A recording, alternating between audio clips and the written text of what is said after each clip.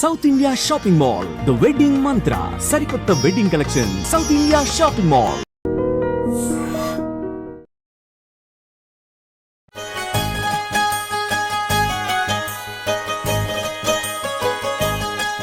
శాస్త్రి గారి సాహిత్యంలో ప్రత్యేకత, మిమ్మల్ని ఆకట్టుకున్న ఆ విషయం ఏమిటి? మనందరం తపస్సు చేస్తే ఈ పిచ్చి కవిత్వం నుంచి, పిచ్చి సాహిత్యం నుంచి మనం బయటపడేయడానికి ఆ రసధునిని, సిరివెన్నెల కరుణా సంప్రోక్షణమే ఈ రసధుని. నెలవంక మీదుగా మందస్మిత సుందరవదనారవింద మందాకిని అలవోకగా నెలవంక మీదుగా ప్రళయకాల నటిత కాళి పాదధూళి కణికవై అరిశోనిత ఆజ్యమ్మును అమ్మకు అభిషేకమిచ్చి శరణువేడు తల్లిని శక్తి వలన సమాజాన్ని శాసించి, ఓడించి, లాలించి, పాలించి, ఏడిపించి లాస్ట్కి మహాచక్రవర్తి వెళ్ళిపోయాడు. అది బ్రహ్మలోకం. సమయం 5 గంటలు. బ్రహ్మగారు తెలివచ్చి నిద్ర లేచారు. బ్రహ్మగారికి కాఫీ కావాలి పుస్తకాలు రాయాలంటే. కాఫీ అమ్మవారే ఇవ్వాలి, సరస్వతి మాత ఇవ్వాలి. చూస్తే అమ్మ కనపడలేదు. సరస్వతి అమ్మవారు కనపడలేదు బ్రహ్మలోకంలో. గగ్గోలైపోయి మొత్తం ముల్లోకాలన్నీ. సో అన్ని ఊర్ధ్వలోకాలన్నీ వెతికించారు, చారులు పంపించారు. లాస్ట్కి నారదుడు వచ్చి, అయ్యా అమ్మవారు దొరికారని చెప్పాడు. ఎక్కడా అన్నాడు బ్రహ్మ. భారతదేశంలో ఎక్కడ?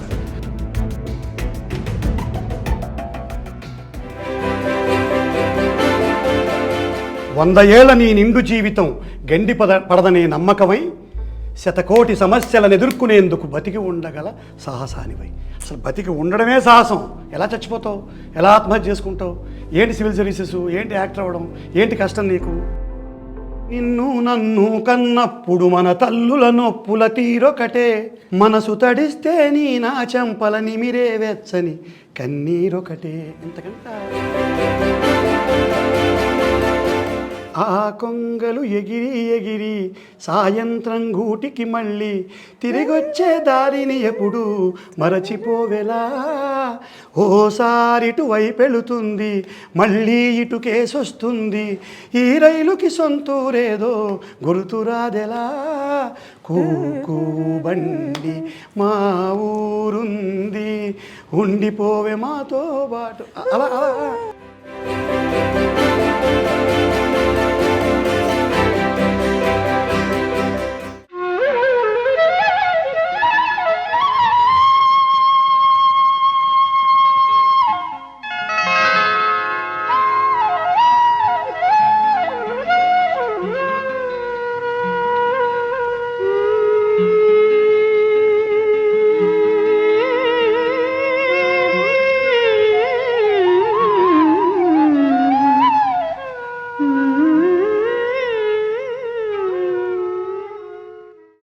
అందరికీ నమస్కారం. సిరివెన్నెల అంతరంగం ఆకాశమంత విశాలంగా ఉంటుందేమో, సాగరం అంత లోతుగా ఉంటుందేమో అనిపిస్తుంది. ఎందుకంటే ఆనాడెప్పుడో నాదు కవనము వహ్ని గర్భము, నాదు కవనము సుప్త చైతన్య చరితము అని రాసుకున్నారు. అలా అందరినీ చైతన్యపరుస్తూ ఆయన సాహితీ ప్రయాణం కొనసాగింది. అండ్ ఈనాటికి మనం ఆనాటి పాటల్ని పాడుకుంటున్నాం, వాటి గురించి మాట్లాడుకుంటున్నాం అంటేనే అర్థమవుతుంది ఆ పాటల గొప్పతనం ఎంతటిదో. ఇవాళ చాలా ప్రముఖమైన ఒక గొప్ప వ్యక్తి ఆయన పాటల గురించి మాట్లాడుతూ ఆ పాటల్ని మన కోసం పాడి వినిపించబోతున్నారు. వారి అంతరంగాన్ని మనతో పంచుకోబోతున్నారు. అందరికీ సుపరిచిత నటులు, అంతకంటే ముఖ్యంగా గ్రూప్ 1 ఆఫీసర్గా మనందరికీ చాలా పరిచయం. వారే శ్రీ వడ్లమాని శ్రీనివాస్ గారు. నమస్కారం.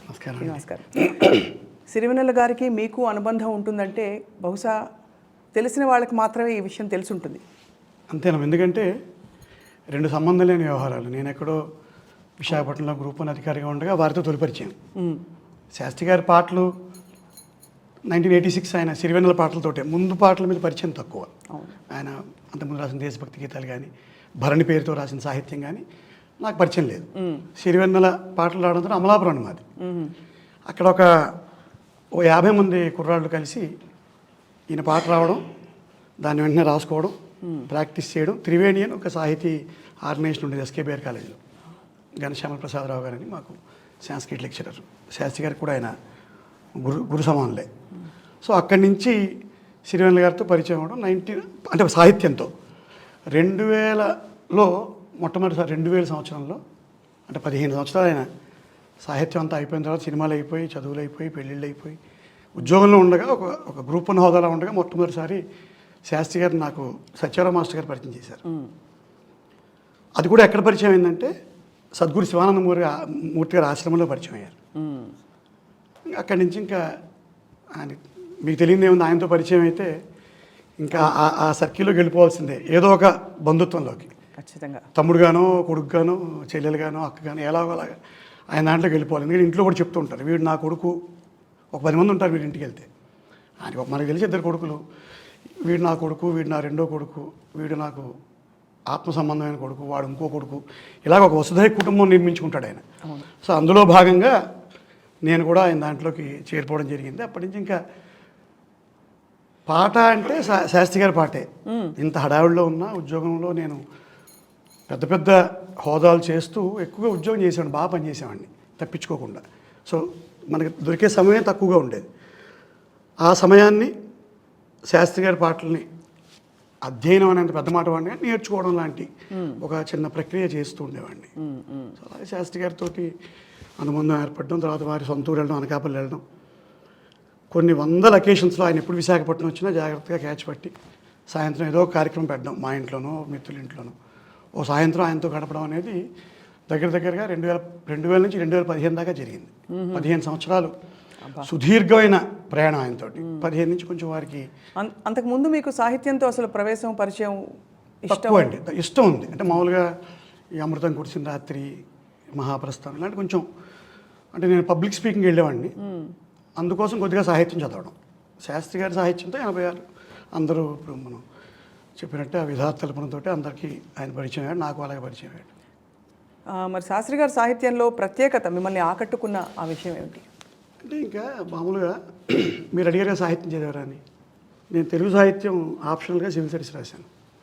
అంటే మను చరిత్ర, నన్నయ్య గారి అవతారిక పద్యాలు, మహాభారతం, కృష్ణశాస్త్రి గారు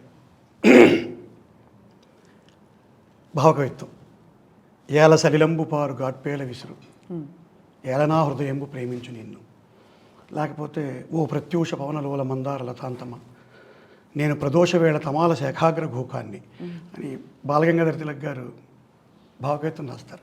మళ్ళీ ఆయన ఏ లోకం తల్లి ఇట కనిపించడు కాలనేమని ఒక అభ్యుదయ కవిత్వం రాస్తారు. అలా శ్రీశ్రీ గారు మహాప్రస్థానం. మీరు ఏ సాహిత్యం తీసుకున్నా అటజని కాంచి భూమి చూరుడు అంబర చుంబి నుంచి మొదలెట్టుకుని నేను ఇందాక చెప్పిన సాహిత్యం దాకా వీళ్ళందరినీ మన పెళ్ళిళ్ళలో ఇడ్లీలో వేయడం తయారు చేస్తాం, ఒక వైండింగ్ ఉంటుంది పెద్ద మిక్సీ, దాంట్లో వేసేసి ఒక సంవత్సరం పాటు ఆడాలి. అంటే ఒకే ఒక్క బయటకు వస్తాడు ఆయన, సీతారాం శాస్త్రి గారు గొప్పగా చెప్పారండి. ఇది దీనికి నా నిర్వచనం శాస్త్రి గారికి. ఇది అలసాని పెద్దన్న నన్నయ్య గారు కనిపిస్తారు, అభ్యుదయభావాలు కనిపిస్తాయి, సమానత్వం కనిపిస్తుంది. ఈ మధ్య అందరూ కొద్ది విమర్శలు కూడా చేస్తూ ఉంటారు, సాంప్రదాయవాదులు వీళ్ళంతా, విశ్వనాథ్ గారిని కానీ కానీ వీళ్ళంతా మార్క్సిస్టులు, కమ్యూనిస్టులు ఇంకెవరు లేరు. ఇవన్నీ అలా వెళ్తూ ఉంటాయి. అదే శాస్త్రి గారితో మొట్టమొదటిగా ఆయన ఎప్పుడు ఒకరోజు శివానందమూర్తి గారి దగ్గర గంగావతరణం పాడారు ఒకరోజు. బేసిక్గా శివానందమూర్తి గారు అంటే శాస్త్రి గారు ఆయన ప్రతి అన్నీ కూడా అమ్మవారికి, శివానందమూర్తి గారికి అర్పితం ఆయన కవిత్వం అంతా. ఒక చోట చెప్తాడు ఆయన, అపార కృపా రసాంభుతి శివానంద గురు వరదయానిధి, అపార కృపా రసాంభుతి శివానంద గురు వరదయానిధి, ఏమి సుందరధర స్మేరమది స్వామి మాకది శారద కౌముది అని శివానందమూర్తి గారి చిరునవ్వే మా అందరికీ శరత్కాలపు వెన్నెల. అక్కడ శాస్త్రి గారితో శివానందమూర్తి గారి ఆశ్రమంలో నా ఫస్ట్ పరిచయం. గంగావతరణం పాడుతున్నారు ఆయన. రసవాహిని స్వాగతం, జీవరసధుని స్వాగతం, సరస హృదయ సంభావిత కవితా కుసుమాంజలిదే అని గంగానదికి ఆయన గంగని ఆవహిస్తూ పాట రాశారు. మధ్యలో ఎక్కడో 3 లైన్లు, భగీరథుని నిరీక్షణకు దీర్ఘతపస్ సమీక్షణకు విరూపాక్ష కరుణా రసధునే ఈ రసవాహిని రాస్తారు. ఈశ్వరుడు యొక్క కరుణా కృపా కటాక్షాలతో గంగానది వచ్చింది. నేను దాన్ని కొద్దిగా మలుచుకుని మనందరం భగీరథులు అనుకుని మనందరం తపస్సు చేస్తే ఈ పిచ్చి కవిత్వం నుంచి, పిచ్చి సాహిత్యం నుంచి మనం బయటపడేయడానికి ఆ రసధునిని సిరివెన్నెల కరుణా సంప్రోక్షణమే ఈ రసధుని అని నేను ఫీల్ అవుతాను. అది నా నిర్వచనం అండి. విరూపాక్ష కరుణా సంప్రోక్షణమే గంగానదని శాస్త్రి గారు రాశారు. ఇది సిరివెన్నెల కరుణా సంప్రోక్షణమే ఇప్పుడు మన అందరి మీదుగా ప్రవహిస్తున్న ఈ కవితా ఝరి, ఈ పాటలు కానీ ఏదైనా. ప్రతి వాళ్ళు శాస్త్రి గారిని ఊకే సినిమా పాటల రచయితగా కాకుండా నేను ఎప్పుడు నవ్వుతూ అనేవాడిని ఆయనతో మాట్లాడుతున్నప్పుడల్లా. గురుగారు జనరల్ స్టడీస్, ఐఏఎస్లో జనరల్ స్టడీస్ పేపర్ కష్టం, అప్పుడప్పుడు సంక్లిష్టంగా ఉంటుంది, నారికేళ్ల పాకం లాంటిది, కొన్ని కదలి పాకాలు కూడా ఉంటాయి. అంత డెప్త్గా ఉండే తాత్వికత అవి మాట్లాడుతుండేవారు. ఆయనతో మాట్లాడే అవకాశం రావడం అదృష్టం. కేవలం ఈ పాటలు వినేసి ఇప్పుడు చాలామంది ఇంటర్వ్యూలు ఇస్తున్నారు, పాటలు పాడుతున్నారు. అందరినీ అంటే ఇందాక మీకు చెప్పినట్టు వసుదోయ్ కుటుంబం, ఇప్పుడు నేను నాకు అన్నయ్య అని చెప్పుకునేలోపు 10 మంది తయారైపోతారు, మాకు అన్నయ్యనండి అని. ఇలా మన గర్వం కాస్త గర్వభంగం అయిపోతుంది. మన ఒక్కడికే అన్నయ్య కాదు ఆయన. ఇలా శాస్త్రి గారిని వెళ్తుంటే ఎప్పుడో కాలేజీ రోజుల్లో ఒక పాట ఏదో పాట గుర్తొచ్చి శాస్త్రి గారితో వెళ్తుంటేనే, క్రుద్ధరామ ధనుర్ముక్త నిశిత శరాఘాతమువై, క్రుద్ధరామ ధనుర్ముక్త నిశిత శరాఘాతమువై, కాలకంటు కంఠమందు మింటి నెగయు మంటవై, ప్రళయకాల నటిత కాళి పాదధూళి కడికవై, అరిశోనిత ఆజ్యమ్మును అమ్మకు అభిషేకమిచ్చి, శరణువేడు తల్లిని శక్తి వరములిమ్మని అని రాశారు. ఈయన అమ్మని శరణు వేడి శక్తిని వరాన్ని పొంది, కోపంతో రాముడి బాణంలో శరాఘాతం లాంటి కవిత్వాలు, శివుడి గరళంలో ఉండే మంట లాంటి కవిత్వాలు, అమ్మవారు ప్రళయకాలంలో అమ్మవారు నాట్యం చేస్తుంటే ఆ పాదాల నుంచి వచ్చే ఆర్భటి ధూళి లాంటి కవిత్వాలతో ఈ సమాజాన్ని శాసించి, ఓడించి, లాలించి, పాలించి, ఏడిపించి లాస్ట్కి మహాచక్రవర్తి వెళ్ళిపోయాడు. ఇది నా ఇంట్రడక్టరీ రిమార్క్స్ అబౌట్ సిరివెన్నెల గారు. ఎంత గొప్పగా చెప్పారంటే అసలు ఇంకా అంటే మీ అబ్జర్వేషన్ కూడా అంటే ఇంతమంది మహానుభావుల సమ్మేళనమే సిరివెన్నెల శాస్త్రి గారు అని చెప్పారు. చాలా మనసుని హత్తుకునేలా చెప్పారు శ్రీనివాస్ గారు. సార్, ఇప్పుడు ఆయన సినిమా పాటలు, ఆయన ఇటువంటి ఒక సాహిత్యపరమైన ఆయన రచనలు, వీటన్నిటినీ మీరు అధ్యయనం చేసి ఉంటారు. మిమ్మల్ని ఎక్కువ ఆకట్టుకున్న విషయాలు ఏమిటి అంటే సినిమా పాటల్లో, ముఖ్యంగా సినిమా పాటల్లో కూడా గొప్ప తాత్విక విషయాలు చాలా చెప్పారు ఆయన. అంటే ఎన్ని రొమాంటిక్ పాటలు రాసినా, ఏం రాసినా కొన్ని చాలా జీవిత సత్యాలు, అప్పుడు ప్రకృతి పురుష తత్వాల గురించి కూడా ఆయన కొన్ని పాటలు స్వర్ణకమల సినిమాలో చెప్పారు. ఉదాహరణకి అందాలరావు మీరు కానీ అలా నాకు ఎలా ఉంటుందంటేనమ్మా, నేను శాస్త్రి గారిని స్టడీ చేసే విధానం బేసిక్గా శాస్త్రి గారు నాతో చాలాసార్లు విశాఖపట్నంలో చాలా కార్యక్రమాలు పెట్టేవాళ్ళు. నేను ఎప్పుడు స్టాక్ ఇండక్షన్ కొట్టిస్తాను ఆయనకి. ఎప్పుడు శాస్త్రి గారు ఏ సభ అయినా ఆయనకి బోర్ కొట్టదు ఆ ఇండక్షన్. అంటే ఇది చాలా అంటే పెద్ద సాహితీపరమైన ఇండక్షన్ కాదు, చాలా చిన్న విషయం. వేదిక ఎక్కిన తర్వాత శాస్త్రి గారు ఏదో ఎక్కుతారు, ఊరికే ఒక నిమిషం నువ్వు మాట్లాడరా అంటారు. ఆయన ఎప్పుడు వచ్చినా ఏదో కార్యక్రమం పెట్టే అవకాశం తీసుకునేవాళ్ళం. ఊరికే నేను సరదాగా ఎప్పుడు అనేవాడిని శాస్త్రి గారు వేదిక ఎక్కగానే, అది బ్రహ్మలోకం, సమయం 5 గంటలు, బ్రహ్మగారు తెలివచ్చి నిద్ర లేచారు. బ్రహ్మగారికి కాఫీ కావాలి ఈ పుస్తకాలు రాయాలంటే, కాఫీ అమ్మవారే ఇవ్వాలి, సరస్వతి మాతే ఇవ్వాలి. ఇప్పుడు మనకి కాఫీ ఇచ్చారు కానీ బ్రహ్మగారికి ఆ రోజు కాఫీ దొరకలేదు, తలనొప్పి వచ్చేస్తుంది. చూస్తే అమ్మ కనపడలేదు, సరస్వతి అమ్మవారు కనపడలేదు బ్రహ్మలోకంలో. గగ్గోలైపోయి మొత్తం ముల్లోకాలన్నీ. సో అన్ని ఊర్ధ్వలోకాలన్నీ వెతికించారు, చారులు పంపించారు. లాస్ట్కి నారదుడు వచ్చి, అయ్యా అమ్మవారు దొరికారని చెప్పాడు. ఎక్కడా అన్నాడు బ్రహ్మ. భారతదేశంలో ఎక్కడ? భారతదేశంలో దక్షిణ భారతదేశంలో, ఆంధ్రప్రదేశ్లో విశాఖపట్నం పక్కన అనకాపల్లిలో చేంబోలు సీతారామ శాస్త్రి అనే ఒక యువ కవి నాలిక మీద బీజాక్షరంగా కుదురుకుపోయిన అమ్మగారు ఇంక మీకు అమ్మలేదని చెప్పాడు. బ్రహ్మగారు ఏమన్నారు, పోతే పోనివయ్యా, నేను మంచి విషయాలు చెప్తాడు ఆయన పోని సమాజానికి అని. బ్రహ్మగారు సైలెంట్ అయిపోయారని మేము ఎప్పుడు సరదాగా ఈ కాలక్షేపం ఇండక్షను ఎంత శాస్త్రి గారికి చాలా ఇష్టం. ఈ ఇండక్షన్ అంటే ఇప్పుడు ఆవిడ అనకాపల్లి వచ్చిందండి, మరి లేకపోతే ఇంత కవిత్వం వస్తుంది. మానవ మాతృలు మామూలు వాళ్ళు రాయగలరా? ఎంతమంది సినిమా కవులను చూడలేదు, ఎంతమంది అవార్డీస్ని చూడలేదు, పద్మభూషణలు పద్మశ్రీలను చూడలేదు. ఎవరైనా ఇంత సాహిత్యం సమాజాన్ని అంటే నేను మీకు ఒకటి మాట చెప్తానమ్మా. ఇప్పుడు తల్లి, తండ్రి, గురువు, దైవం, ఇందాక చెప్పిన కవుల గురించి అలసాని నుంచి మీకు కృష్ణశాస్త్రి గారి దాకా చెప్పుకొచ్చాను. వీళ్ళందరినీ మిక్సీలు పడేసి బయట తీస్తే శాస్త్రి గారు అంటే అన్నీ ఉంటాయని దాంట్లో. అలాగే తల్లి, తండ్రి, దైవం, గురువు ఇప్పుడు మన తరం వాళ్ళకి తెలిస్తే కొత్త తరం వాళ్ళకి కొంచెం కష్టం. మన తరం వాళ్ళకి మన యుక్త వయసులో 17-18 సంవత్సరాల వయసులో శాస్త్రి గారి సాహిత్యం అనేది ఆవిర్భవించడం వల్ల సమాజం నైతికంగా ఎంత బాగుపడిందో మనందరం ప్రత్యక్ష సాక్షులు. ఉదాహరణకి నేనే ఉన్నాను, సివిల్ సర్వీస్ ప్రిపరేషన్ అవుతుంది. ఆయన పాట విని మీరు ఏమన్నా అంటే అంతే. మీ పంధాని మీ ఆలోచనని 100 రకాలుగా అన్నీ చెప్పుకుంటూ వస్తాను మీకు ఇంత ప్రాసెస్. ఉదాహరణకి సివిల్ సర్వీసెస్ కోచింగ్ ఒక చిన్న ఇది 20 సంవత్సరాల వయసు, అటు ఇటు చూడాలనుకునే మనసేగా, చూడకుండా ఆపారు ఈయన. ఆయన సాహిత్యం మంచి చేయమన్నాడు, మంచిగా ఆలోచించమన్నాడు. ఎక్కడో తల్లిదండ్రులకు దూరంగా ఉంటూ మనం ఏ తప్పు చేసినా ఎవరు అడగరు. ఎవరు కాపలా అంటే శాస్త్రి గారు కాపలా. నాకే కాదు, కొన్ని కోట్ల మంది యువతులకి శాస్త్రి గారే కాపలా. నిరాశతో ఉన్నా, తప్పు చేద్దాం అనుకున్నా, రుజువర్తన కావాలన్నా శాస్త్రి గారి పాట. అటువంటి ఏ పాట మిమ్మల్ని అంత ప్రభావితం చేసింది? అంటే ఒక పాట అని చెప్పలేనమ్మా నేను. దీని మీద మీరు ఇందాక తాత్వికత అన్నారు కదా, అక్కడి నుంచి మొదలు పోనీ ఇదే చెప్దాం. పోనీ ఏ పాట ఇన్ఫ్లుయెన్స్ చేసింది అన్న దాని మీద. ఇప్పుడు చాలామంది పర్సనాలిటీ డెవలప్మెంట్ వాళ్ళు, ఇప్పుడు ఎవరైనా ఒక వ్యక్తి పైకి రావాలంటే జీవితంలో 4 మంచి మాటలు చెప్పాలి ఎవరో ఒకళ్ళు. ఏదో arise wake stop not till the goal is reached, Swami Vivekananda గారి సాహిత్యం వదిలేటి. ఈ మధ్య అందరూ సూట్లు వేసుకొచ్చి 3 C's కరేజ్, ఛాలెంజ్ ఇలాంటివి చెప్తుంటారు అందరు పెద్ద పెద్ద. అసలు అవన్నీ ఆయన పాటల్లో ఉన్నాయి. పాఠ్య పుస్తకాలు పెడితే ఆత్మహత్యలే ఉండవు. ఉదాహరణకు ఒక చరణం చెప్తాను. కుత్తుక కోసే కత్తి కొనలు దరిదాపుకు చేరని దూకుడువై, ఆయువు తీసే ఆపద కూడా అలసటతో ఆగేలా చెయ్యి. అసలు ఆపదను ఆగిపోయేలా ఎలా చేస్తావు? పరిగెత్తు నువ్వు. అలసట ఏంటి నీకు? నీ వయసు ఏంటి? ఎప్పుడు నవ్వుతూ వైజాగ్ వచ్చినప్పుడు అనేవారు, గుద్దితే కైలాసగిరి పిండి అయిపోతుందిరా మీకు సంకల్పం ఉంటే. గుద్దితే కైలాసగిరి కొండ పిండి అయిపోవాలని. ఎడారిదారుల తడారిపోయిన ఆశకు చెమటల ధారను పోయి, నిస్సత్తువతో నిలబడనీయక ఒక్కో అడుగు ముందుకు వెయ్యి.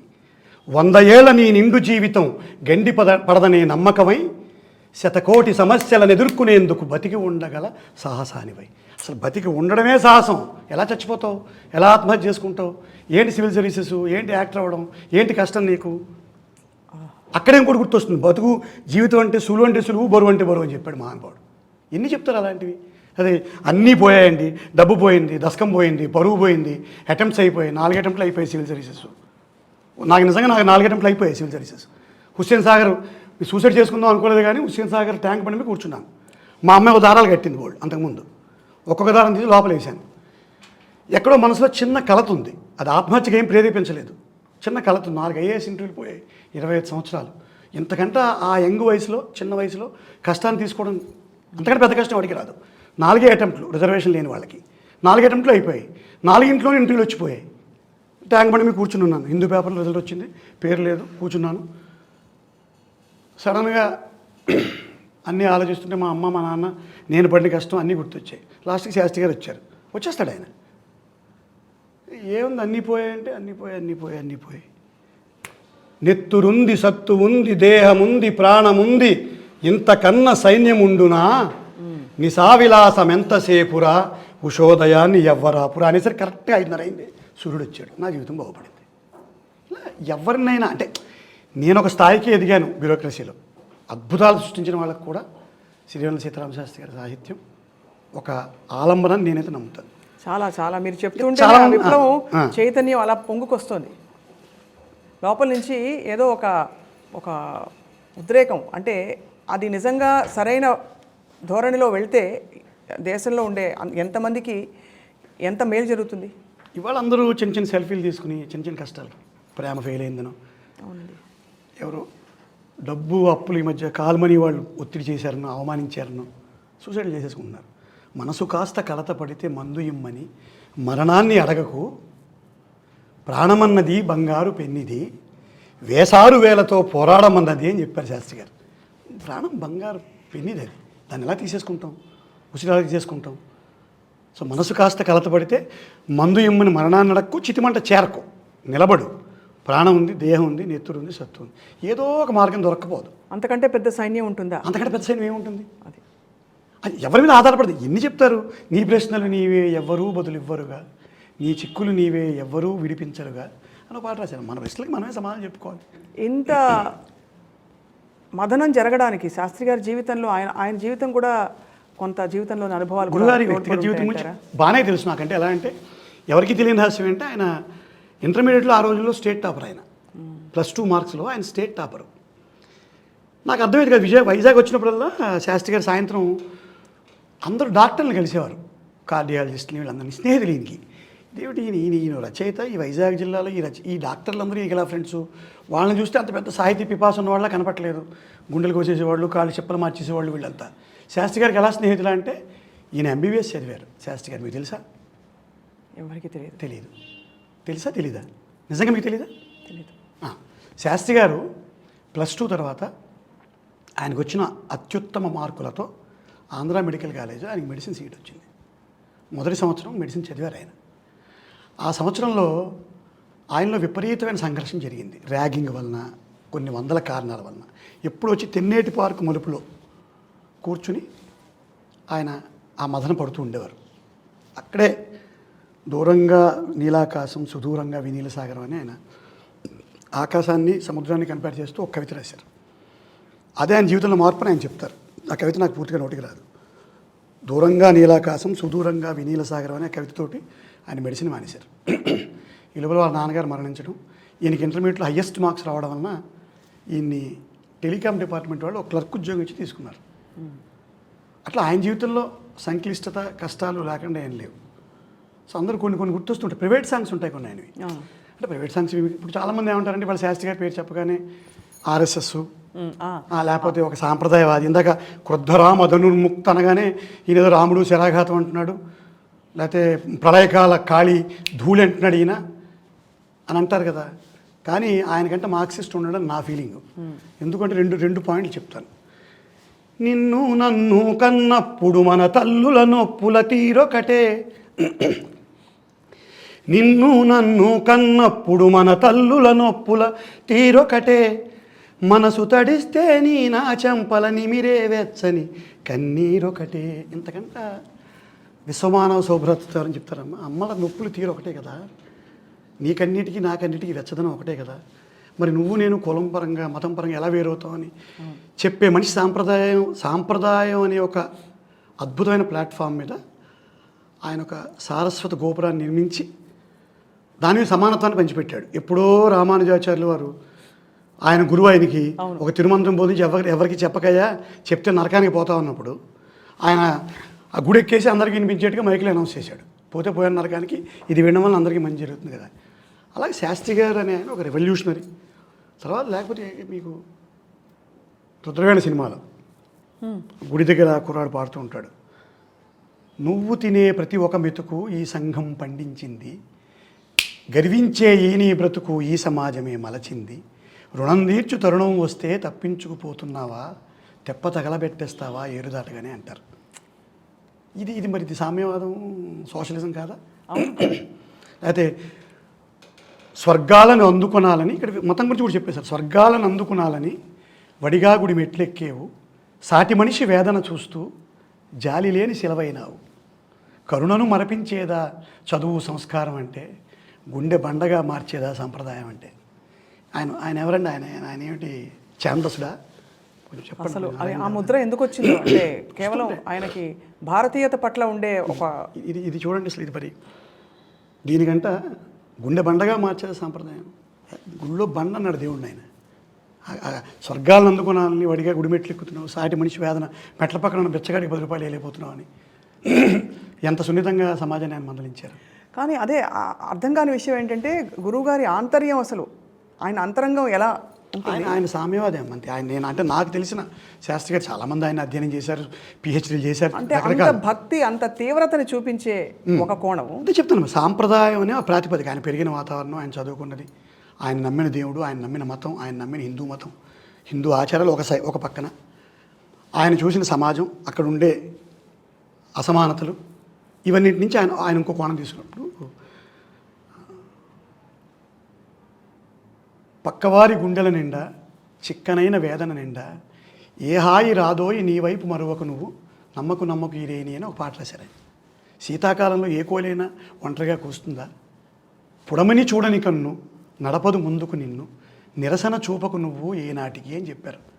సో పక్కవాడు బాగుండాలి, మీరు బాగుండాలి అంటే సర్వేజనా సుఖనోభవంతో అనే ఒక ఆర్యోక్తిని మళ్ళీ ఆయన పాటలు తీసుకొచ్చారు కదా.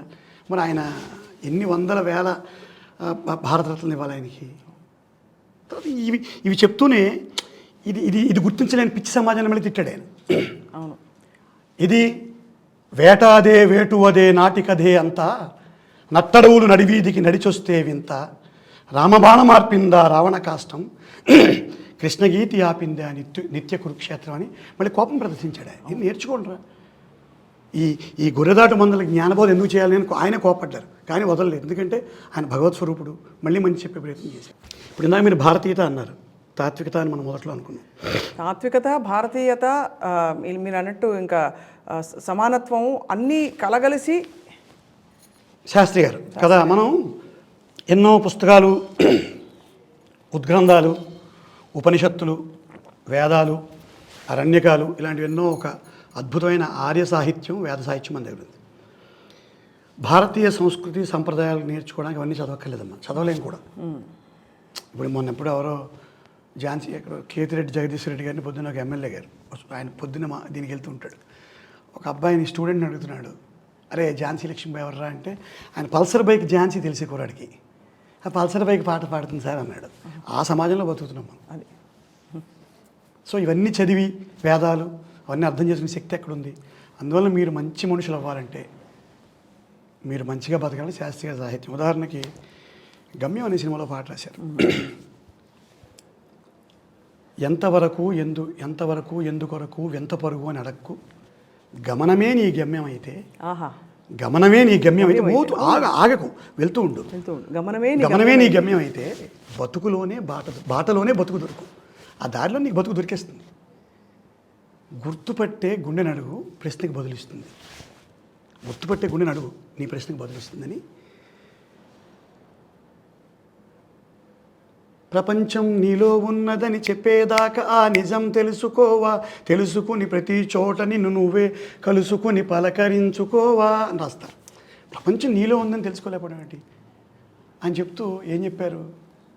బయటలా కనిపించే దృశ్యాలన్నీ నీలోని భావాలే, బయటలా కనిపించే దృశ్యాలన్నీ నీలోని భావాలే, నీడలు నిజాల సాక్ష్యాలే. నీ నీడ కూడా నీ నిజమే, నీడ ఇల్యూజన్ కాదు, నీడలు నిజాల సాక్ష్యాలే అని చెప్తూ, శత్రువులు మనకు బోల్డ్ మంది శత్రువులు ఉన్నారు, అంతా మనసులోనే ఉందన్నాడు ఆయన. శత్రువులు నీలోని లోపాలు, స్నేహితులు నీకున్న ఇష్టాలు, ఋతువులు నీ భావచిత్రాలే. వసంత ఋతువు, గ్రీష్మ ఋతువు, శిశిర ఋతువు, ఇవన్నీ ఈ ఋతువులన్నీ బయట ఏం లేవు, ఇవన్నీ నీ భావచిత్రాలని చెప్పగలిగిన మహర్షి ఆయన. తాత్వికంగా చూస్తే చూడండి, మరి ఋతువులు నీ భావచిత్రాలే, అద్వైత సిద్ధాంతం అంతా నేనే అని నేనే. ఎదురైన మందహాసం, మీరు నవ్వుతూ వచ్చారు స్వప్న గారు, నాకు ఎదురు వచ్చారు స్వప్న గారు స్టేజ్ ఇది పైకి వస్తుంటే, ఎదురైన మందహాసం నీలోని చెలిమి కోసం. ఇలా ఈ అబ్బాయి కోపంగా చూసి నన్ను కొట్టడానికి వచ్చాడు, మీరేమో నవ్వుతూ వచ్చారు, స్వప్న గారు నవ్వుతూ వచ్చారు. ఎదురైన మందహాసం నీలోని చెలిమి కోసం. ఈయన ఇంకొక ఆయన ఏదో నాకు మొన్న ఏదో ఇంటర్వ్యూలో, మొన్న వచ్చిన ఇంటర్వ్యూ నాడు ఏదో కొంచెం ఆయనతో మిస్బిహేవ్ చేసిన కోపంగా ఉన్నాడు ఆయన. రోషం ద్వేషం మోసం నీ మకిలి మదికి సాక్ష్యం అని చెప్తూ, పుటక చావు రెండు నీకవి సొంతం కావు, పుటక చావు రెండే నీకవి సొంతం కావు, జీవితకాలం నీదొక్కటే నేస్తం, రంగులు ఏనేస్తావో కానీ అన్నాడు. చావు పుట్టుకలు నీవు కావు కదా, మధ్యలో ఉండే స్పేస్ నీది. ఈ స్పేస్కి నువ్వు ఏమేస్తావు రంగులు? ఇది దీనికంటే భారతీయ తాత్వికతని మనకు అద్భుతంగా ఎక్స్ప్లెయిన్ చేయగలిగిన వాళ్ళు ఉంటారని నేను అనుకోను. అలాగే జగమంత కుటుంబం నాది అసలు పరాకాష్ట. అబ్బో, మింటికి కంటిని నేనై కంటను మంటను నేనై, అది మీకు వచ్చా? ఒకసారి అనండి సరదాగా. జగమంత కుటుంబం నాది, ఏకాకి జీవితం నాది, సంసార సాగరం నాది, సన్యాసం శూన్యం నాది. జగమన్ అందులో మీకు రవినై శశినై దివమై చరణాలు గుర్తున్నాయి మీకు? కొద్ది గొప్ప గుర్తున్నాయి, మీరు పాడండి సార్. కంటికి మంటను నేనై మింటికి కంటిని నేనై కంటను మంటను నేనై, మంటల మాటుల వెన్నెల నేనై వెన్నెల పూతల మంటను నేనై, రవినై శశినై దివమై నిశినై, నాతో నేను అనుగమిస్తూ నాతో నేనే రమిస్తూ, ఒంటరినై అనవరతం కంటున్నాను నిరంతరం, కలల్ని కథల్ని మాటల్ని పాటల్ని రంగుల్ని రంగవల్లుల్ని ఆడపిల్లల్ని జగమంత కుటుంబం నాది. ఇది అంటే ఎంత అద్వైతాన్ని ద్వైతాన్ని కలుపుతూ శంకర భగవత్పాదులు అందరూ వచ్చేస్తారు దీంట్లో. ఇది ఇటువంటి తాత్వికతని సమాజానికి పంచిపెట్టారు. ఇంకా అప్పుడప్పుడు ఎప్పుడైనా ఈ ప్రేమ అవి అంటే ఇంకా అసలు మనం ఆయన్ని మళ్ళీ అప్పుడప్పుడు అనుమానం వచ్చేది, ఏమంటే 60 ఏళ్ళు వచ్చేస్తున్నాయి, ఇంత ప్రేమ సాహిత్యం ఎక్కడి నుంచి పుట్టుకొస్తుంది, అంతలా అంత గొప్పగా మనసుని ఎలా మీరు ప్రేరేపించుకోగలిగారంటే నవ్వుతారు. ఏదైనా పద్మావతి గారే ఆయన అర్ధాంగి పార్వతీదేవి ఆవిడ.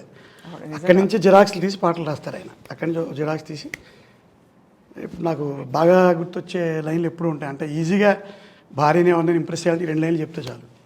మేమందరం అప్పుడప్పుడు ఆయన ఆ స్టేట్ ఆఫ్ మైండ్లో ఉన్నప్పుడు మేము కూర్చుని జోక్ వేసేవాళ్ళం, మీకు ఒక పద్మ కాదు 2 పద్మ అవార్డులని. అంతే కదా, 2 పద్మలు ఉన్నాయని. అలాగా జన్మంతా నీ అడుగులతో అడుగులు కలిపే జత ఉంటే, జన్మంతా నీ అడుగులతో అడుగులు కలిపే జత ఉంటే, నడకల్లో తడబాటైన నాట్యం అయిపోదా, రేయంతా నీ తలపులతో ఎర్రబడే కన్నులు ఉంటే, ఆ కాంతే నువ్వు వెతికే సంక్రాంతి ఎదురవ. ఈ 2 లైన్లు చెప్తే ఎవరు ఇంప్రెస్ అవ్వరు? అసలు ఆకాశం తాకేలా వడగాల ఈ నేల పంపించే ఆహ్వానం ప్రేమ అంటేనే ఎవరైనా రాస్తారు? అసలు ఏదో ప్రేమ అంటే 2 అక్షరాల ప్రేమ అలా రాసుకుంటాం మనం. ఆకాశం తాకేలా వడగాల ఈ నేల పంపించే ఆహ్వానం ప్రేమ అంటే, దాంట్లో ఈ 2 లైన్లు రాస్తారు. రేయంతా నీ తలపులతో ఎర్రబడే కన్నులు ఉంటే, ఆ కాంతే నువ్వు వెతికే సంక్రాంతి ఎదురవదా అని. మరి ఇంకా ఈ పాటలన్నీ శ్రీనివాస్ గారు మీరు మీకు ఎంత కంటత ఎలా వచ్చు? కంటత అంటే నేను శాస్త్రి గారు ఏ పాట వచ్చినా మొదట్లో నేర్చేసుకోవడం. నాకు ఎక్కువ టైం కూడా పట్టేది కాదు. కొన్ని ఆయనకి ఇష్టమైన పాటలు అంటే ఆయనతో 2000 నుంచి ప్రయాణం మొదలని చెప్పాను. అంతకుముందు నేర్చుకునేవాడి ఇవన్నీ. ఎప్పుడో మీకు అసలు సిరివెన్నెల పాటలు నేను చెప్పట్లేదు, ఎందుకంటే అవన్నీ నేను శాస్త్రి గారి పరిచయం అవ్వకముందు పాటలు. ఇవన్నీ శాస్త్రి గారి పరిచయం అయిన తర్వాత పాటలు నేను పాడుతున్నాయి. ఆయన పరిచయం అయిన తర్వాత ఆయన మా ఊరు వచ్చేవారు, వైజాగ్ వచ్చే కార్యక్రమం పెడితే ఇంకా సినిమాలో రాకముందు ఆయన ఏమైనా పాట రాస్తే మాకు చెప్పేవారు. చాలా ఇన్ఫ్లుయెన్స్ అయిపోతూ ఉండేవాళ్ళం. అలాగే ఇంకా ఒకదాని ఒకటి ఆయన నెక్స్ట్ టైము విజిట్కి వచ్చేసరికి ఒక పాట నేర్చుకుని ఈయనకి వినిపించాలి. అలా ఏదో ఒకసారి అలాగేదో అమ్మాయి మీద రాశారు పాట, అది ఇంకా సినిమాలో రాలేదు. ఆయన చిలుపు నేర్చారు. చినుకు తడికి చిగురు తొడుగు పువ్వమ్మ, ఎవరి కనుల చిలిపి కలవు నువ్వమ్మ, మువ్వలే మనసు పడే బాధ ఏంటండి? మనకి చెప్పులు చూసే మనసు పడట్లేదు మన బాధల మీద దరిద్రం. పసిడి వేకువలు పండు వెన్నెలలు పసితనాలు పరువాల వెల్లువలు, కలిపి నిన్ను మలచాడయేమో బ్రహ్మ, పసిడి వేకువలు పసితనాలు కలిపి నిన్ను మలిచాడేమో బ్రహ్మ, అచ్చ తెలుగు మురిపాల సంగతులు పచ్చనైన వరిచేల సంపదలు, కలిపి నిన్ను మలిచాడో ఏమో బ్రహ్మ అని రాస్తారు ఆయన. అంటే అచ్చ తెలుగు సంపదలు, ఆ మురిపాలు, పచ్చనైన వరిచేల సంపదలు. ఇలా ఎవరైనా ఒక హీరోయిన్ని ఎక్స్ప్లెయిన్ చేస్తున్నప్పుడు మీకు తెలియదే ఉంది, సాహిత్యాన్ని అంత గొప్పగా రాస్తున్నాం, ఆ వర్ణనలు ఎలా ఉంటాయి మీకు తెలియంది కాదు. ఎవరి సిరుల రాణి నీ చేయబట్టి ఎవరి జాతకం శ్రీహరిగా మారుతుందో అని రాస్తారండి. సిరుల రాణి నీ చేయబట్టి ఏ వరుని జాతకం శ్రీహరిగా మారునమ్మా అని రాస్తారు. అంటే ఆవిడ లక్ష్మీదేవి, ఆవిడని పెళ్ళాడితే నేను విష్ణు అయిపోతాను, ఎదవనైనా సరే. నేను ఎలాంటి వాడినైనా ఆవిడ చేయి పట్టుకుంటే హరిని అయిపోతానా? ఇలా రాస్తారా? ఎవరైనా రాయగలరా? మరి ఆ సాహిత్యం నేర్చుకోకపోతే తెలుగువాడిగా పుట్టడం ఎందుకు దండగా? కాస్త కోస్త చదువుకున్నాం కదా, నేర్చుకోవాలి కదా. ఇప్పుడు తెలుగు భాష పట్ల నాకు కూడా మక్కువ ఎక్కువ. శాస్త్రి గారికి విపరీతం అలానే ఆయనంతా జాతీయ దృక్పథమే. మిగతా భాషల పట్ల ఆయనకి ఏమీ విముఖత లేదు, కానీ తెలుగు పట్ల మీకు గుర్తుందా ఒక చరణం చెప్తాను నేను. తెలుగు అనగానే అని చెప్పి ఒక చరణం చెప్తాను, మీకు గుర్తుందా? మీరు చెప్పనా? మీరు చెప్పండి. శాస్త్రి గారికి తెలుగు భాష అనగానే, తెలుగు జాతి, తెలుగు చరిత్ర అనగానే, శ్రీ మహావిష్ణువే శ్రీకాకుళాంధ్రుడై శ్రీకారమును జుట్టెనీ చరితకి, శ్రీశైల భీమే సకాళేశుడై హరుడు ప్రాకారమును గట్టెనీ సీమకి, సింగమ్ముపై తిరుగు పురుష కేసరి శాతవాహనుడు పూర్వజుడు నీ జాతికి, పడతి సీతమ్మతో రామయ్య కొలువున్న పంచవటి చాలు నీ ప్రఖ్యాతికి, తల ఎత్తి జీవించు తమ్ముడా తెలుగు నేలలో మొలకెత్తినానని, కనుక నిలువెత్తుగా ఎదిగినానని. ఎంత గొప్పగా ఉందండి అసలు. ఏంటిది? శాతవాహనుడు గుర్తు చేస్తారు. శ్రీ మహావిష్ణువు శ్రీకాకుళాంధ్రుడై మన జాతి చరిత్ర రాశాడు. ఇవాళ ఏమిటో 2 రాష్ట్రాలు అయ్యాం, 2 ముక్కలు అయ్యాం, మంచిదే. అది భౌగోళికమైన విరుపే, ఆ విరుపు. బట్ తెలుగు జాతి, తెలుగు చరిత్ర, తెలుగు సంస్కృతి, భారతాంబకు పెద్ద కొడుకుగా రాణించమని కోరుకున్నాడు ఆ పాటలో ఆయన. భారతాంబకి ఇచ్చట పుట్టిన చిగురు చేవైన నీకు ఇది నేర్పుతుందని చెప్తారు ఆయన. భారతాంబకు పెద్ద కొడుకుగా రాణించమని తెలుగు జాతిని కోరుకున్నాడు ఆయన. భారతాంబకు పెద్ద కొడుకుగా రాణించమని తెలుగు జాతి అనగానే ఆయనకి అంత ఇది వచ్చేస్తుంది ఆయనకి. త్రైలింగధామం త్రిలోకాభిరామం అనన్యం అగణ్యం అహో జన్మధన్యం. శాస్త్రి గారి గురించి గుర్తు తెచ్చుకుంటే జన్మధన్యమే, ఎందుకు జన్మధన్యం కాదు? ఈ తెలుగు జాతి అనగానే ఆయనకి ఇంతలా వస్తుంది. ఇంకా అలాగే ఎన్నో అనుభవాలు, బాల్యం, చిన్నపిల్లల గురించి ఆయనకి చిన్నపిల్లలన్న ఆ పాటలన్నీ ఆయన వచ్చి, అంటే మీకు ఎలా వచ్చి నా ట్యూన్లు కూడా ఎక్కువ శాస్త్రి గారు విడిగా పాడే ట్యూన్ల దగ్గరగా ఉంటాను అవి. అవును, అంటే కొంచెం సినిమా ట్యూన్ పట్టుకుంటాను కానీ ఒక ఒక ఒక ఒక మూడ్లో ఆయన ఒక చరణం అలా వదులుతారు. అది ఒక పర్టికులర్ రాగంలో, ఎక్కువ శుద్ధధన్యాస రాగం అంటే ఆయనకి ఇష్టం. ఆ కొంగలు ఎగిరి ఎగిరి సాయంత్రం గూటికి మళ్ళీ తిరిగొచ్చే దారిని ఎప్పుడు మరచిపోవెలా, ఓసారిటు వైపెళుతుంది మళ్ళీ ఇటు కేసొస్తుంది, ఈ రైలుకి సొంతూరేదో గుర్తురాదెలా, కూకూ బండి మా ఊరుంది ఉండిపోవే మాతో పాటు. అలా అలా తూనీగా చిన్నపిల్లలకి అలా అన్ని అనుభవాలు కొన్ని. ఇప్పుడు ఎక్కడో దాశరథి రంగాచార్యులు గారు రాస్తారు, జీవితం అంటేనే అనుభవం జ్ఞాపకం. ఇంకా మనిషి జీవితాన్ని దాశరథి రంగాచార్యులు గారు అనుభవాలు జ్ఞాపకాలే, మంచివి కావచ్చు చెడు కావచ్చు. అలా అన్నప్పుడు మళ్ళీ ఈయన పాటలు గుర్తొస్తాయి. శాస్త్రి గారివి ఏదో ఏదో ఒక రాగం పిలిచింది వేళ నాలో గతమంతా కదిలేదు. మీరు పాడండి ఒకసారి, నేను చరణాలు గుర్తు చేస్తాను. పాడండి ఒకసారి. మీరు పాడండి, మళ్ళీ చరణం గుర్తు చేస్తాను. మీ తీవ్రత నాకు రావట్లేదు. లేదు, వస్తుంది రాదు. పాడండి సార్. అమ్మా అని పిలిచే తొలి పలుకులు జ్ఞాపకమే, రావమ్మా అని అమ్మే లాలించిన జ్ఞాపకమే, అమ్మ కళ్ళలో అప్పుడప్పుడు చెమరింతలు జ్ఞాపకమే, అమ్మ చీరనే చుట్టే సిగ్గు జ్ఞాపకం, అమ్మ చీరనే చుట్టే పాప జ్ఞాపకం, అమ్మ నవ్వితే వచ్చే సిగ్గు జ్ఞాపకం అని ఆడపిల్లలు అందరూ గుర్తుంచుకోవాల్సిందే. అయితే వీటి చీరల గడ్డలు అవి లేవు కాబట్టి ఇప్పుడు పిల్లలకి ఇది కష్టమేమో వాళ్ళని కొరిలేట్ చేయడం. ఇలా జ్ఞాపకాల దొంతరలోకి వెళ్ళడం అంటే ఆయనకి భలే ఇష్టం. గుళ్ళో ఒక్క విషయం చెప్పండి సార్, మీరు ఆయనకి అంత దగ్గరగా ఆయనతో ప్రయాణం చేశారు కాబట్టి, ఆయన చాలా ఎవరు మేలుకోని టైంలో ఆయన మేలుకుని మిగతా సమయంలో ఆయన నిద్రపోతూ ఉండేవారు. నిజమే. దాదాపుగా ఆయన అర్ధరాత్రి ఆయన గురుగారిని పలకరించాలంటే డే టైంలో ఆయన దొరకరని ఇది అందరికీ తెలిసిన విషయం. ఆయన అర్ధరాత్రి రాసుకునేవారు.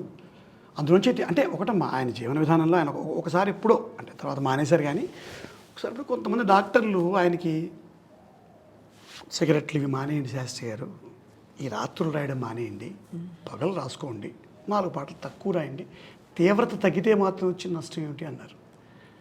కాకిల కలకాలం బతికి కంటే అంశలా తక్కువ కాలమే బతికి మంచి చెప్పి వెళ్ళిపోతానని చెప్పారు.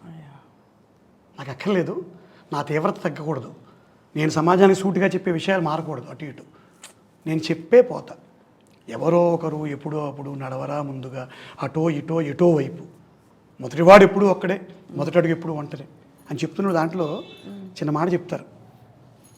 కరగకపోదుగా చిక్కని చీకటి మినుగురు రెప్పపాటు చిన్న కాంతికి, కరగకపోదుగా చిక్కని చీకటి మినుగురు రెప్పపాటు చిన్న కాంతికి, దానికి లెక్కలేదు కాళరాత్రి అని రాశారు. మినుగురు పురుగు కాళరాత్రి అంటే భయం లేదు మనకి, చిన్న చీకటి అంటే భయం, గొయ్యి అంటే భయం, నుయ్యి అంటే భయం, ప్రతిదీ భయం మనకి, అన్నీ భయాలే. సో అలాగా నేను మంచి చెప్పడం కోసం నేను కరిగిపోతానని ఒక డాక్టర్ గారితో అన్న నేను స్వయంగా విన్నాను. ఆ మాట చెప్పారు ఆయన. అలాగే ఆయనకి చాలా ఇష్టమైన వాటిలో కొన్ని జ్ఞాపకాలు, వాటిలోకి మళ్ళీ బ్రేక్ అయ్యాం. అప్పుడెప్పుడో గున్నమామి తోటలో అట్ల తద్ది ఊయలూగినట్టుగా, ఇప్పుడెందుకో అర్ధరాత్రి వేళలో గుర్తుకొస్తోంది కొత్తగా, నిదురించిన ఎదనదిలో అలలగసిన అలజడిగా, తీపి తీపి చేదు ఇదా వేప పూలవుగాది ఇదా చిలకమ్మ చెప్పమ్మ అని ఆయన ఆ వాట్ల దద్దులు ఊయల్లో గుర్తెచ్చుకుని పాడుతూ ఉంటారు, నాతో పాడించుకుంటూ ఉంటారు అప్పుడప్పుడు. సీను ఒకసారి ఆ చరణం పాడు, ఈ చరణం పాడని. అది నాకు ఒక రకంగా యోగంగా భావిస్తాను. ఇప్పుడు ఇన్ని మాటలు అక్కర్లేదమ్మా. మీరు కూడా ఎప్పుడో ఒకసారి విశ్వనాథ్ గారిని ఇంటర్వ్యూ చేయడంలో మీ నుంచే విన్నాను ఆ ప్రశ్న. శాస్త్రి గారు శృతిలయంలో రాసిన ఒక పాటని అన్నమాచార్యులు గారు రాశారని అందరం కన్ఫ్యూజ్ అయింది, జాతి మొత్తం. అందుకు 3 సంవత్సరాలు వరుసగా ఆ పాటని నంది అవార్డు కమిటీ తిరస్కరించింది.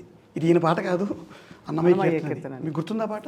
తెలవారదేవో స్వామి. చరణాలు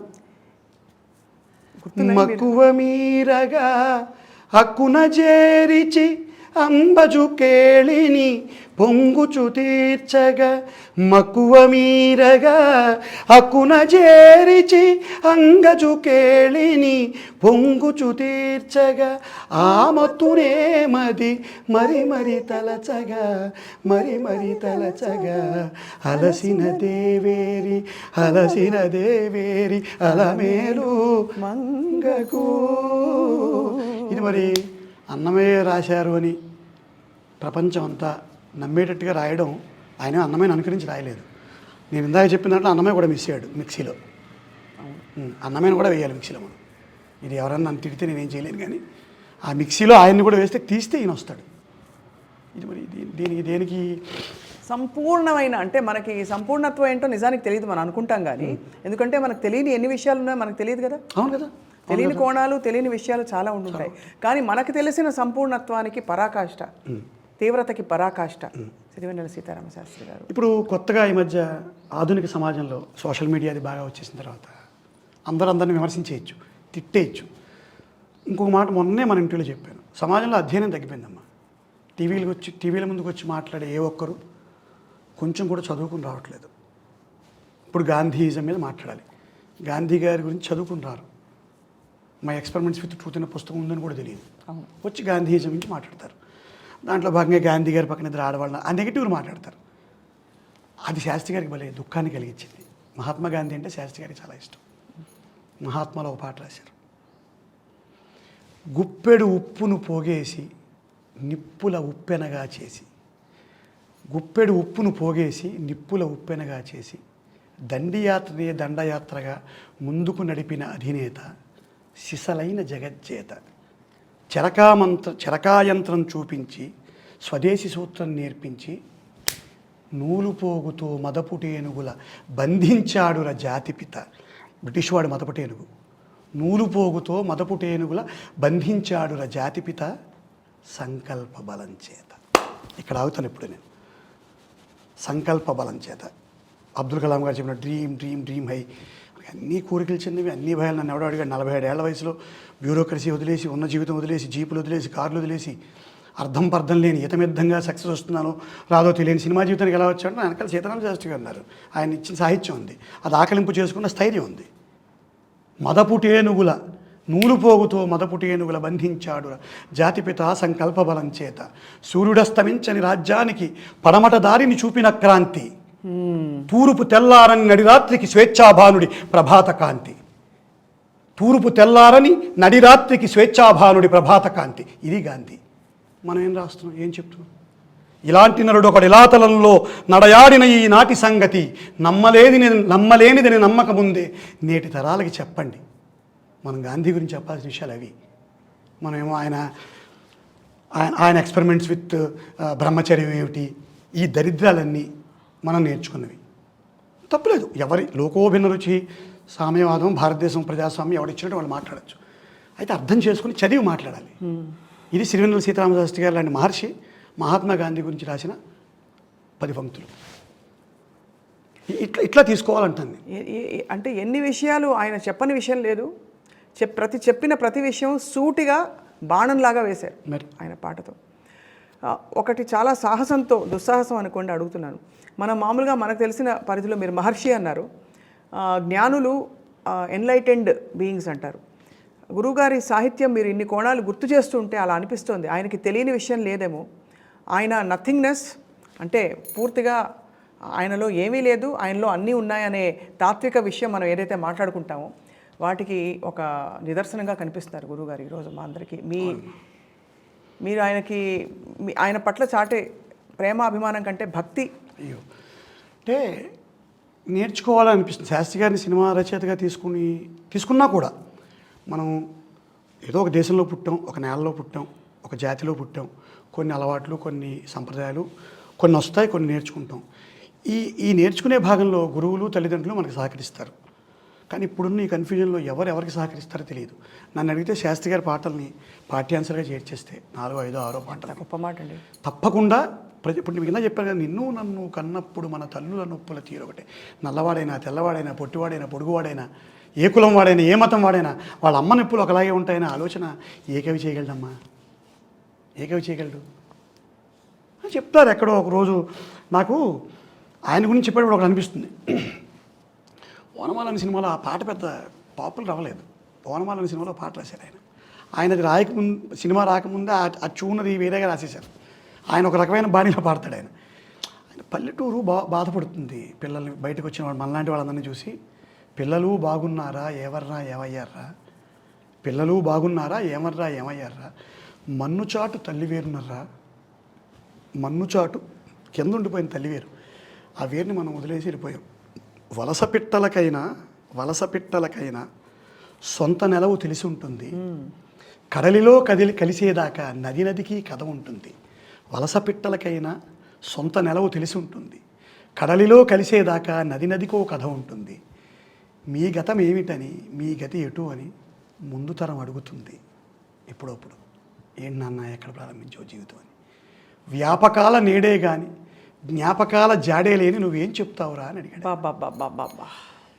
వ్యాపకాల నేడే కానీ జ్ఞాపకాల జాడే లేని నువ్వేం చెప్తావు సమాధానం అని చెప్తూ అందులో నాకు 3 లైన్లు రాస్తారమ్మా. భలే ఆనందం అనిపిస్తుంది. హెచ్చు తగ్గులు లేని గుండెసడినిచ్చాను. అంటే మానవ జీవితం సక్రమంగా ఉండేటట్టుగా పల్లెటూరు మనని తయారు చేసింది. మన బాల్యంలో భారతదేశం చెప్పిన గ్రామీణ భారతంలో మీకు స్టంట్లు పడవు. మా ఊర్లో ఎవడో 85 ఏళ్ళు పోలా. మాదో చిన్న పల్లెటూరు, చిన్న గ్రామం. ఎందుకంటే అందరిది హెచ్చు తగ్గులు లేని గుండెసడి, పెరగదు తగ్గదు, స్టేబుల్గా ఉంటుంది. హెచ్చు తగ్గులు లేని గుండెసడినిచ్చాను, వెచ్చతనం పోని కంటితడినిచ్చాను. ఇప్పుడు మన ఏడుపులన్నీ గ్లిజరిన్ ఏడుపులు. కన్నీళ్ళు ఉప్పగా ఉండాలి, వెచ్చగా ఉండాలి. అవి ఆర్ద్రత్వం, నిజమైన ప్రేమతో కూడిన కన్నీళ్ళు. వెచ్చదనం పోని కంటితడినిచ్చాను, సాటి మనిషి పోతే కాటిదాకా వెళ్ళి సాగనంపేపాటి తీరుబాటు ఇచ్చాను. అక్కడే శవం దగ్గర నుంచే ఫోను అయిపోయింది రా, ఇప్పుడు అయిపోయింది, పేరు చెప్తాను. విశ్వనాథ్ గారి దానికి 100 మంది రాలేదు. భలే బాధేసింది. ఏమిటండి? సాటి మనిషి పోతే కాటిదాకా వెళ్ళి సాగనంపేపాటి తీరుబాటు ఇచ్చాను. సో నా ఉద్దేశంలో ఆ మన్నుచాటు తల్లివేరు శాస్త్రి గారు. ఇప్పుడు ఆ మన్నుచాటు తల్లివేరు ఎవరంటే శాస్త్రి గారు. మనం ఆయన్ని మళ్ళీ తెచ్చుకుని, ఆ మన్నుచాటు తల్లివేరుని తెచ్చుకుని, ఆ తల్లివేరు నుంచి మనం మంచి విషయాలు నేర్చుకుని 10 మందికి చెప్పి ముందుకెళ్ళాలని నా ఆలోచన. అప్పుడప్పుడు శాస్త్రి గారు నాతో పాటు నా కారులో ట్రావెల్ చేసేవారు. వైజాగ్లో చాలాసార్లు నా బండి ఎక్కుతారు, నాతో పాటు వస్తారు. ఆయనకి ఆయనకు కొన్ని ఇష్టమైన పాటలు ఉంటాయి. చరణాలు పాడతాను నేను. ఆయన నాకు ఎప్పుడు మీరు ఇప్పుడు ఇందాక చూసినా నేను చరణాల నుంచి ఎత్తుకుంటాను, పల్లవి నుంచి నాకు గుర్తురాదు. జాలిగా జాబిలమ్మ చరణం చెప్పండి. ఇప్పుడు అవసరం గురు చెప్పరా, సరే గుర్తులేదండి, ఎంత వస్తే అంత పాడరా. ఆయనకి ఏమి పెద్ద చాలా ఇష్టమైన పాట ఇది. పూర్తిగా మనం ఏం చేసేయట్లేదు, ఆయన మళ్ళీ కవర్ చేసుకుంటాడు. కొంత అందులో ఉండే విషయం తెలియడం కోసం పాడమంటారు. సున్ని పిండిని నలచి చిన్నారిగా మలచి సంతసాన మునిగింది సంతులేని పార్వతి, సుతుడన్న మతి మరచి సూలాన మెడ విరిచి పెద్దరికం చూపే చిచ్చు కంటి పెనిమిటి, ప్రాణపతినంటుందా బిడ్డగతి కంటుందా, ఆ 2 కళ్ళల్లో అది కన్నీటి చితి, కాలకూటం కన్నా ఘాటైన గరళమిది, గొంతు నులిమే గురుతై వెంటనే ఉంటుంది, జాలిగా జాబిలమ్మ రే రే. ఇలాగ ఆయనకి చరణాలు వినడం పూర్వజన్మ సుకృతం అమ్మా. అప్పుడు నువ్వేం సాధించావు జీవితంలో అంటే, ఒకసారి ఇప్పుడు నాకు శివానందమూర్తి గారు చెప్పారు, నాకు 4 IAS ఇంటర్వ్యూలు పోయాయి. నేనేమో good at interviews, good at speaking. IAS ఇంటర్వ్యూలు 4 స్ట్రైట్ వరుస కన్సిక్యూటివ్ ఇంటర్వ్యూస్, 4 అటెంప్ట్స్ నాకు. అప్పుడు గురువుగారిని ఎప్పుడోసారి అడిగాను, 20 ఏళ్ళుగా నాతో ఉన్నావుగా, సరిపోలేదా అన్నారు. అంటే IAS ఇంటర్వ్యూలు వచ్చేసి ఉంటే ఏ త్రిపురలోనో ఏ సబ్ కలెక్టరో అయిపోయి గురువుగారితో నాకు అనుబంధం మిస్ అయిపోయాడు అనమాట. నాతో ఉన్నావు 20 ఏళ్ళు అన్నారు. సో ఇది అనుబంధం. అలాగా శాస్త్రి గారి సాన్నిధ్యం మన పూర్వజం మీరైనా నేనైనా వారితో ఉన్న కొన్ని వేల మంది అయినా అందరికీ ఇది ఒక అదృష్టం, పూర్వజన్మ సుకృతం. పైగా నాకు ఆయన పెద్ద అడ్వకేట్. సినిమా నా ప్రతి సినిమా నన్ను సినిమాల్లోకి రావడానికి ఆయన ఒక ప్రధాన కారణం. One of the important reasons. ఎప్పుడో 2002లోనే విఎన్ ఆదిత్య అని ఆయన శ్రీరామ్ అనే ఒక సినిమా తీస్తున్నప్పుడు నన్ను ఆ సినిమాలో వేషం ఇద్దామని నేను ట్రై చేశారు. అప్పుడు మా మామగారు, అత్తగారు, మా నాన్నగారు, అమ్మగారు, మా ఆవిడ నువ్వు గ్రూప్ ఆఫీసర్ని పిల్లనిచ్చావు, నువ్వు ఇలా చేస్తే అలాగని తిట్టి తలంటేసి నన్ను వెనక్కి కూర్చోబెట్టేశారు. తర్వాత 2017లో మళ్ళీ అది సాధ్యమైంది. ఆయన ప్రతిరోజు పండుగ అనే సినిమాలో చిన్న వేషం వేశాను నేను, తండ్రి పాత్ర. ఆ సక్సెస్ మీట్కి వచ్చారు ఈయన శాస్త్రి గారు, అరవింద్ గారు, అందరూ పెద్దలంతా ఉన్నారు. ఆ స్పీచ్లో మా సీను తండ్రి పాత్ర వేసి చిన్నదైనా కూడా అద్భుతంగా నటించాడని నాకు ఒక ఆయన మార్కెటింగు ఎవరైనా అడిగారు అనుకోండి, అప్పుడే 100 సినిమాలు అయిపోయాయి, రోజుకి 50,000 లక్ష తీసేసుకుంటున్నాడు, తమిళం 3, కన్నడం 2 ఇలా చెప్పేస్తారు, అబద్ధాలు చెప్పేస్తారు నా కోసం దర్శకులకి వాళ్ళకి. అది చెప్పేసేవారు ఆయన. అంత ప్రేమ చూపించేవారు మనిషి. ఒక రకంగా ఏమనేవారంటే ఎప్పుడు మా ఊరు వచ్చినప్పుడల్లా ఆయనకి మన ఏదో సృష్టి చేసి ఇంటికి తీసుకెళ్ళి కాస్త బట్టలు పెట్టి, కాళ్ళదనం పెట్టి, కాళ్ళు బట్టి చాలా అంటే ఎక్కువ అనుబంధానికి అవకాశం ఆయన ఇచ్చారు. మనం దాన్ని జాగ్రత్తగా పూర్వజన్మ సుకృతంగా భావించి. ఇప్పుడు మీరు ఆయన పాటలు ఎలాగో మీ వెంట మీలోనే ఉన్నాయి, పూర్తిగా ఉన్నాయి. కానీ ఆ లోటుని మనిషి అంతే కదా, మనిషితో మాట్లాడే ఆ లోటుని మాట్లాడలేని ఇక్కడ నాకు ఒక చిన్న ఒక 2 నెలలు ఆయన పిలిచిన ఎందుకు నేను షూటింగ్ అడవాళ్ళప్పుడు వెళ్ళలేకపోయాను. ఆయన చనిపోయే ముందు, ఇంకా చనిపోతారనగా ఆయన 2 నెలల ముందు సీన్ ఒకసారి రారా అంటున్నారు. నాకేమో షూటింగ్లు పడిపోయి వెళ్ళలేకపోయాను. అప్పుడేదో మాటల సందర్భంలో మారుతి గారితో అన్నట్టు ఆయన దర్శకుడు మారుతి గారితో, మా సీనుగాడు నా దగ్గర కూడా రావట్లేదు అని పరిగెత్తుకెళ్ళి కాలం పడిపోయాను. వెళ్ళి ఆ రోజు 2 గంటలు కూర్చున్నాను. అదే ఆఖరి 2 గంటలు. ఆ రోజు వెళ్ళకపోయింటే నేను జీవితాంతం బాధపడేవాడిని. 2 గంటలు కూర్చుని అన్ని విషయాలు మళ్ళీ మాట్లాడుకుని, ఆయన ఆర్థికపరమైన అంశాలు కూడా నాతో డిస్కస్ చేస్తారు, పర్సనల్ మ్యాటర్స్ మాట్లాడతారు. సో అలాగా కేవలం సాహిత్య చర్చ కాకుండా మిగతా అన్ని విషయాలు కూడా మాట్లాడతారు. అందుకు చాలా ఆనందంగా ఉంటుంది ఆయనతో మాట్లాడినప్పుడు. చాలా ఇది తీరని లోటు అండి నిజంగా ఎక్కడో ఆయన. ఎందుకంటే ఆయన పాటలు ఉన్నాయి, స్ఫూర్తి ఉంది, ఇవన్నీ మనం చెప్పుకుంటాం, అది వాస్తవం. కానీ ఆ మనిషి ఉన్నప్పుడు ఒక విధమైన ప్రేమ, ఒక పొర చుట్టూ అంతా కూడా మన ప్రేమ కమ్ముకుని ఉండేది మన చుట్టూ. ఒక ఆత్మీయత, ఒక పెద్ద దిక్కు, అన్ని విధాల. మీకు ఎప్పుడు చిరంజీవి గారు పాట రాశారు ఆయన, ఎవరైనా చూసుంటారా నడిచే నక్షత్రాన్ని ఎదురొస్తే ఎగబడిపోరా నేనే ఆ చిత్రాన్ని. నా దృష్టిలో ఆ నక్షత్రం, ఆ చిత్రం శాస్త్రి గారు అనుకుంటాను నేను. ఈయనే నడిచే నక్షత్రం చిరంజీవి గారితో పాటుగా. అందులో ఇంకో 2 లైన్లు ఈయనకి అన్వయిస్తా అనుకుంటాను నేను. ఒక రైతునయ్యి కవిత, ఆయన ఒక రైతులా వ్యవసాయం చేసి మీ పెదవుల మీద చిరునవ్వులు పండిస్తున్నానని రాశారు. అలాగే శాస్త్రి గారు సాహితీ వ్యవసాయం చేసి కోట్లాది మంది పెదవుల మీద చిరునవ్వులు పండింపజేశారు. ఇది మీరు ఒప్పుకోవాలి. రెండవది, ఒక రాజునై 1,000,000 గుండెల కోటల్ని ఏలుతానని రాశారు. అందులో నిజంగానే ఒక మహారాజు, ఓ చక్రవర్తి, సర్వం సహా చక్రవర్తి 1,000,000 గుండెల కోటల్ని ఏలి మన మధ్యలో దూరంగా ఉన్న ఈ కోట్లాది గుండెల్లో ఎప్పుడు అలా నిలిచిపోయి ఉంటాడనేది నా స్ట్రాంగ్ ఫీలింగ్ అమ్మ. నిజంగా అందరిలో ఇవాళ శాస్త్రి గారి పట్ల ఉండే ప్రేమని, అభిమానాన్ని, ఆత్మీయతని అన్నీ కూడా ఇవాళ మరోసారి జాగృతం చేశారు వడ్లమాని శ్రీనివాస్ గారు. మీలోని సరస్వతికి మా సాదర ప్రణామం. నాకు మీరు ఎంత అంటే అనర్గళంగా చెప్తున్నారు. మీ తీవ్రత, ఆయన తీవ్రత ఒక తీవ్రత గురించి మాట్లాడుతూ ఇంకో తీవ్రతని వాళ్ళు చూసాం. నేర్చుకోవడం, ఆయనతో పాటు ప్రయాణం చేయడం వల్ల వచ్చిన అదృష్టంగా భావిస్తాను అంతే.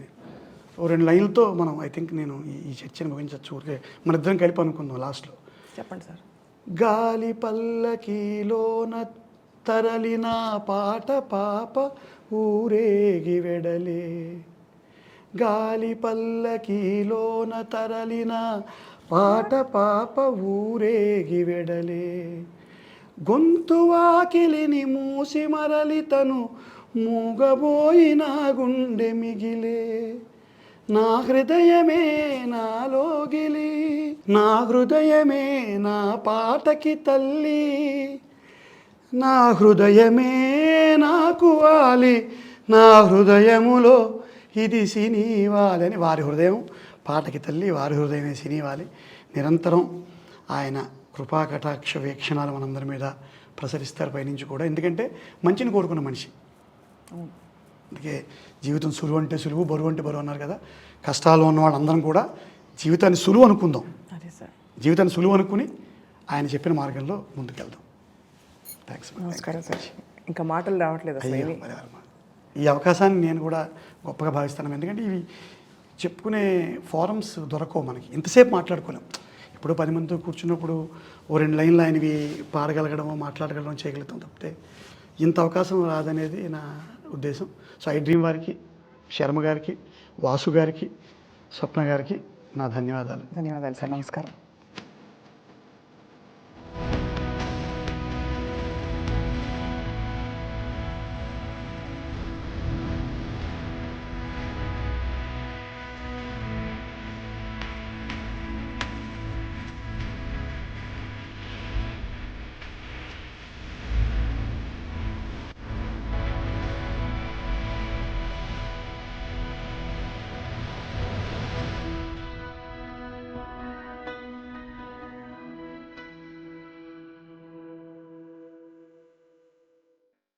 సిరివెన్నెల జగమంట కుటుంబం.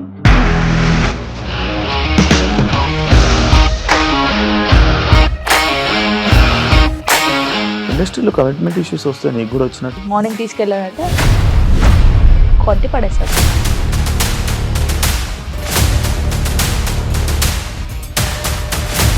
ఒక్కళ్ళు కూడా చూడలేదు ఈ సినిమా అని చెప్పడానికి కూడా చాలా ధైర్యం కావాలి. అది నిజం కదా, దాంట్లో ధైర్యం ఏంటి? ఇది నెక్స్ట్ డే ప్లేట్ మార్చేస్తే తప్పు కదా. As of now we are comfortable this అని నేను అనుకుంటున్నాను. రష్మిక గారిది మీది ఒకే ఊరంట కదా?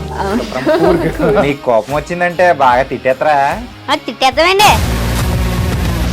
నిజంగా గేమ్ ని ఎలా చేంజ్ చేయగలిగారు? ఏపీఎస్ఎఫ్సి వాళ్ళకి 6 నెలల్లో నేను 6 లక్షలు కట్టా. బిజినెస్ చేయాలనుకుంటే it is as difficult as riding a tiger.